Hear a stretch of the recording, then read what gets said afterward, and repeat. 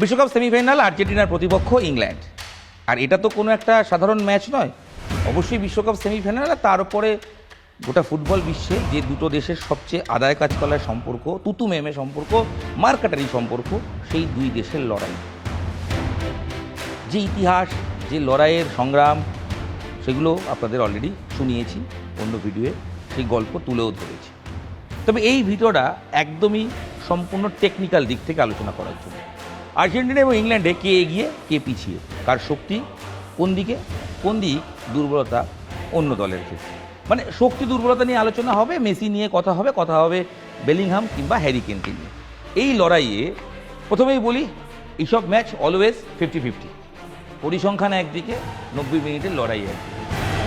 লড়াই বলছে চলতি বিশ্বকাপে সব টাফ দল পেয়েছে আর্জেন্টিনার থেকে বেশি ইংল্যান্ড। হ্যাঁ, আর্জেন্টিনার ফ্যানরা হয়তো রেগে যেতে পারেন, তবে বাস্তব এটাই, গ্রুপে খুব সহজ প্রতিপক্ষদের বিরুদ্ধেই মেসিরা খেলে এসেছে। নকআউট পর্যায়ে যে 3টে ম্যাচ আর্জেন্টিনা খেলেছে এবং জিতেছে, সেই 3টে ম্যাচের দুটো 120 মিনিট খেলতে হয়েছে, একটা 97 মিনিট। তাতে কেপ ভার্দের মতো দেশ রয়েছে এবং তাতে সর্বশেষ রয়েছে সুইজারল্যান্ড। এই সুইজারল্যান্ডের বিরুদ্ধেও আর্জেন্টিনাকে 112 মিনিট পর্যন্ত অপেক্ষা করতে হয়েছে। 10 জনে সুইজারল্যান্ড আটকে দিয়েছিল প্রায় মেসিতে। তাই আর্জেন্টিনা নকআউটে খুব যে স্মুথ ফুটবল খেলছে তা নয়, তবে যে দেশটায় একজন ঈশ্বর থাকে সেই দেশটা তো সবসময় ব্যতিক্রমী হয়েই থাকে। বিশেষজ্ঞরা বলছেন মেসি একদিন একটা ম্যাচে একটা মুহূর্ত বদলে দিতে পারে। একটা টাচ, একটা পাস, একটা শট, একটা ড্রিবল সেই দেশকে অন্য জায়গায় নিয়ে চলে যায়। পিছিয়ে নেই হ্যারিকেনরা। বেলিংহাম আর হ্যারিকেন মিলে গোল করে চলেছেন। স্কোরবোর্ড বলছে দুজনেরই 6টা করে গোল। মেসি যদি 8 গোল করে সর্বোচ্চ গোলদাতার দৌড়ে সবার আগে থাকেন, এই দুজনও তো রয়েছেন।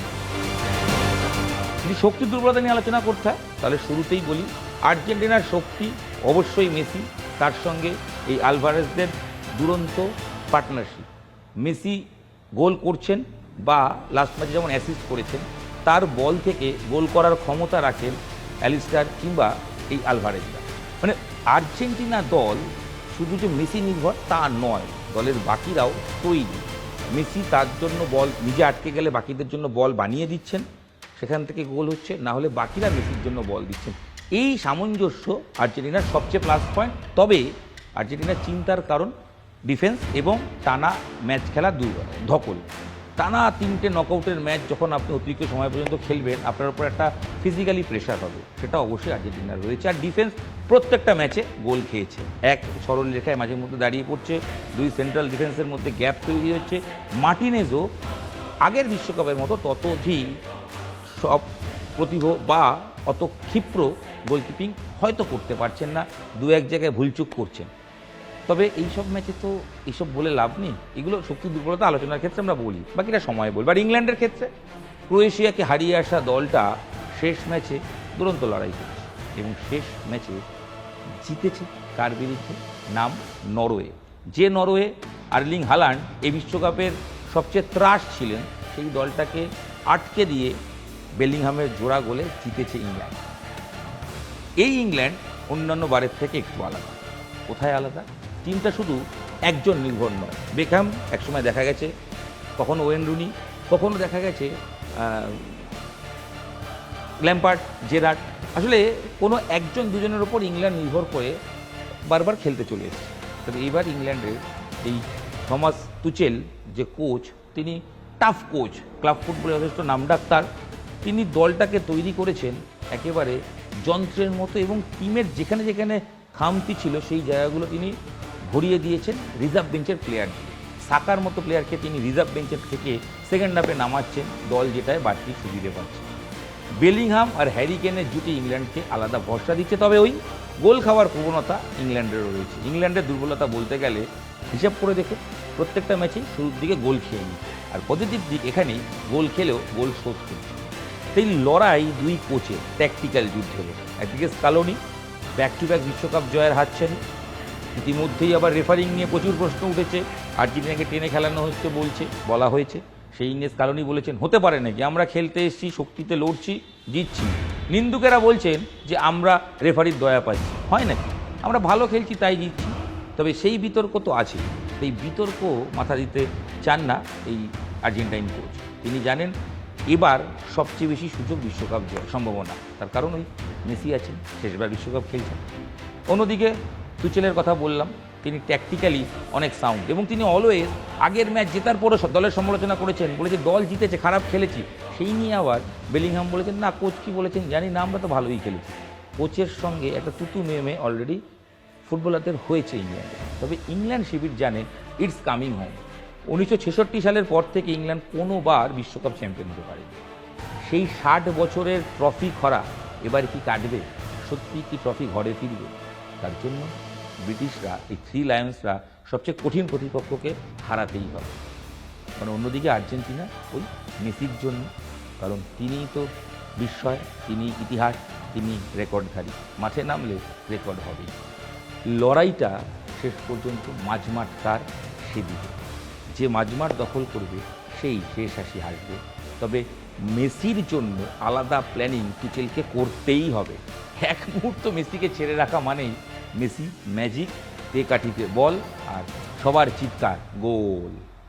আর ইংল্যান্ড তারা হাঁটতে হাঁটতে বারবারই তাদের মিডিয়া হাইপ হয়, প্রত্যেকবারই ভালো দল বলা হয়, হয়নি। তবে সাম্প্রতিক সময় 2018 থেকে দেখুন ইংল্যান্ড সেমিফাইনাল খেলছে, 18 সেমিফাইনাল, পরবর্তীতে ইউরো কাপ, এবার বিশ্বকাপ। সাম্প্রতিক সময় মানে 8 বছরে, লাস্ট 8 বছরে ইংল্যান্ড বারবার ট্রফির দোরগোড়ায় পৌঁছচ্ছে। তাই এবার তারা বলছেন অন্যবারের ভুল নয়, এবার খেলা শেষ করতে হবে 90 মিনিটে। যদি 90 মিনিটে না হয়, অতিরিক্ত সময় যায়, তাহলে দুই দলের গোলের নিচে কারা রয়েছেন? একদিকে রয়েছেন মার্টিনেজ, আগেরবারে বিশ্বকাপে তিনি টাই ব্রেকারে বুঝিয়ে দিয়েছেন কতটা সেরা, ফাইনালে জিতিয়েছিলেন। আর অন্যদিকে পিকফোর্ড, তিনিও তৈরি, তিনিও সফল গোলকিপার। ইংলিশ প্রিমিয়ার লিগ কিংবা ইংল্যান্ডের হয়ে তিনি বারংবার নিজেকে প্রমাণ করেছেন। তাই দুজন দক্ষ কোচের লড়াইয়ের পাশাপাশি দুজন সফল গোলকিপারেরও লড়াই এই সেমিফাইনাল। একটা পরিসংখ্যান দেব, চমকে যাবে। জানেন কি? ফিফার অ্যাপ বলছে মেসি সবচেয়ে বেশি হাঁটছেন এই বিশ্বকাপে। বুঝুন, একজন 8টা গোল করে ফেলেছেন, তিনি নাকি হাঁটছেন এই বিশ্বকাপে। ইয়েস, পরিসংখ্যান তাই বলছে। ম্যাচের 25% সময় তিনি এক জায়গায় দাঁড়িয়ে থাকছেন, 64% সময় তার অ্যাপ বলছে শুধু হেঁটে কাটিয়েছে। আর জগিং, দৌড় সব করেছেন মাত্র 8.6%, আর তাতেই 8টা গোল। বুঝুন, একজন ফুটবলার হাঁটছে তবুও গোল করছে, সেটাই তো মেসি ম্যাজিক। মেসি এক্সেপশনাল, এটা সবাই মানে। তাই এই দাঁড়িয়ে থাকা ফুটবলার যদি এই খেলা খেলতে পারে, তাহলে ওই একটা মুহূর্তে, একটা সুযোগেই তো টেকাটিতে গোল। ইতিমধ্যে যেটা আপনাদের বলেছি, লড়াইয়ের দিক থেকে 50-50, লড়াইয়ের দিক থেকে স্নায়ুযুদ্ধের লড়াই। এই ম্যাচে স্নায়ু যার, প্রেশার যে নেবে সেই করবে বাজিমাত। তবে এইটুকু লিখে রাখুন, চলতি বিশ্বকাপের সেরা ম্যাচ হতে চলেছে বিশ্বকাপ সেমিফাইনাল 2, যেখানে আর্জেন্টিনা বনাম ইংল্যান্ড। ইটস কামিং হোম নাকি ব্যাক টু ব্যাক ইতিহাস তৈরির হাতছানি? মেসি না হ্যারি কেন? লড়াইয়ে কে এগিয়ে, কে পিছিয়ে? নাকি অন্য কেউ এই ম্যাচে গোল করে হবে তারকা? বেলিংহাম নাকি আলভারেজ? কে এগিয়ে, কে পিছিয়ে? বারবার একই প্রশ্ন তুলছি, কারণ সত্যি বোঝা যাচ্ছে না এই ম্যাচে কি হবে। ক্লান্তি কাজ করবে না তো মেসিদের? ডিফেন্স চাপে ফেলে দেবে না তো? আর ইংল্যান্ডের দিক থেকে অতিরিক্ত প্রত্যাশা বুমেরাং হবে না তো? শেষ করব, আপনাদের কি মনে হয়, আর্জেন্টিনা নাকি ইংল্যান্ড? আমি জানি ভারতবর্ষে যদি ফ্যান ভাগ করতে হয়, তাহলে অবশ্যই আর্জেন্টিনার ফ্যান বেশি, ইংল্যান্ডের ফ্যানও কম নেই। ছকের লড়াই, এই লড়াই কোচের লড়াই, এই লড়াই ট্যাকটিক্যাল লড়াই, যেই হাসুক জিতবে ফুটবল, এটুকু গ্যারান্টি দিচ্ছি। আপনার কি মতামত, কোন দলের সাপোর্টার? লিখে পাঠান, লিখে দিন স্কোর লাইন, মিলিয়ে নিশ্চয়ই দেখব। কথা হবে আফটার ম্যাচ। দাঁড়ান, ভিডিওটা শেষ করবেন না, স্কিপ করবেন না। একটা মজার ইনফরমেশন দিই, শুধু মজা না, আর্জেন্টিনার ফ্যানরা তাতে খুশি হবেন আর ইংল্যান্ডের ফ্যানরা রেগে যাবেন। আবারও বলবেন, ফিফা আবারও আর্জেন্টিনার দিকে টেনে খেলাচ্ছে। কেন জানেন? মাঠের যুদ্ধের আগেই স্নায়ুযুদ্ধে এগিয়ে গেছে আর্জেন্টিনা। তারা যে আবেদন করেছিল মেনে নিয়েছে ফিফা। কি আবেদন? কুসংস্কার বলুন বা তুকতাক বলুন, কাবালা নামে পরিচিত সেই সংস্কার বলে আর্জেন্টিনা ইংল্যান্ডের বিরুদ্ধে অ্যাওয়ে জার্সি পরে খেললে তারা সাফল্য বেশি পায় বা নকআউটের ক্ষেত্রে অ্যাওয়ে জার্সিতে সাফল্য পায়। আর ঠিক সেই কারণে ফিফায় তড়িঘড়ি আবেদন করে এই ম্যাচে অ্যাওয়ে জার্সি পরে মাঠে নামবেন মেসিরা। আবেদন মঞ্জুর হয়ে গেছে। ইতিহাস বলছে যখন যখন বিশ্বকাপে এই অ্যাওয়ে জার্সি পরে নেমেছে মাঠে আর্জেন্টিনা তখনই জিতেছে। 86 সাল কিংবা 98-এর বিশ্বকাপ, দুবারই আর্জেন্টিনা জিতেছে অ্যাওয়ে অর্থাৎ গাঢ় নীল রঙের যে জার্সি সেটা পরে, নীল সাদা পরে নয়। এই নীল সাদা পরে সাফল্য আসবে না মেসিরা বুঝেছেন, তাই তারা ডিপ নীল, গাঢ় নীল সেই জার্সি বেছে নিয়েছেন। এই লড়াইয়ে এটা তাদের ডেফিনেটলি মানসিকভাবে চাঙ্গা রাখবে, কারণ 2002 সালে বিশ্বকাপে নীল সাদা পরে খেলেছিল আর্জেন্টিনা এবং ম্যাচে হেরেও গেছিল ইংল্যান্ডের কাছে। তাই যতবার অ্যাওয়ে জার্সি ততবার আর্জেন্টিনার মুখে হাসি। এবার আপনি বলুন, ফিফাকে এটা ঠিক করলো? আগে থেকে তাকে অনুমতি দিল, নাকি ইংল্যান্ডকে দেওয়া উচিত ছিল বা ইংল্যান্ডের কোনো চয়েস তারা জানা উচিত ছিল? বিতর্ক থাকবেই, বিতর্ক না হলে কি বিশ্বকাপ? তবে এ বিতর্ক বিরাট কোনো বিতর্ক নয়। জার্সির লড়াইয়ে জিতেছে আর্জেন্টিনা, মাঠের লড়াইয়ে জিতবে কে? তার কারণ এ লড়াই অন্য লড়াইয়ের গল্প, সহজে জমি ছাড়বে না কেউ। হ্যারি কেন জিতে ইতিহাস গড়বেন, নাকি মেসি আবার ম্যাজিক দেখাবেন? হৃদয়ে বলছে না, হৃদয় মস্তিষ্কের দোলাচলে রাখবো না, থাকবো না। আপনাদের কি বলছে বলুন তো, হৃদয় বা মস্তিষ্ক? আমি দেখছি আমার হৃদয় বলছে ভালো ফুটবল জিতুক, মস্তিষ্ক বলছে অ্যাডভান্টেজ সেই দলটা যে দলটা সত্যি গোটা টুর্নামেন্টে খুব ভালো খেলেছে। নামটা বলবো না, নামটা আপনারা বলবেন। সিংহাসনের লড়াইয়ে জিতবে আর্জেন্টিনা নাকি ইংল্যান্ড? কাকে মনে হচ্ছে এগিয়ে রাখবেন?